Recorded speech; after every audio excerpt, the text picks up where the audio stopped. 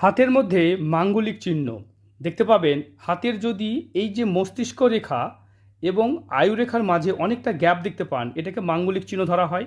আর একটা মাঙ্গলিক চিহ্ন ধরা হয়, দেখতে পাচ্ছেন আয়ু রেখাকে যদি এরকমভাবে কাটা কাটা চিহ্ন থাকে, এটাকেও মাঙ্গলিক চিহ্ন বলে ধরা হয়। অথবা যদি কারোর বিবাহ রেখা, একাধিক রেখা এই দিকে নিচের দিকে নেমে আসে, এভাবে নেমে আসে, সেটাও কিন্তু মাঙ্গলিক চিহ্ন বলে ধরা হয়। এদের পরিবার জীবন ভালো হয় না।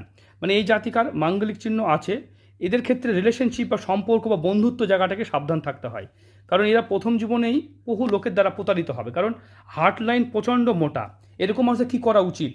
সত্যি কথা বলতে গেলে কর্মের দিকে বেশি ফোকাস করা উচিত, মানে কাজের দিকে ফোকাস করা উচিত। কারণ মাঙ্গলিক ছেলে মেয়েদের ক্ষেত্রে কর্মযোগ খুব ভালো হয়, কাজে বড় উন্নতি সফলতা দেখা যায়। রাগ জেদ সেন্টিমেন্ট বেশি থাকে, যার ফলে এরা কিন্তু ওটা যদি কাজের দিকে ফোকাস করে জীবনে সফলতা আসতে পারে। যখনই বিয়ে করবেন অষ্টকূট ম্যাচ করে, অর্থাৎ ম্যারেজ ম্যাচিং করেই বিয়েটা করবেন।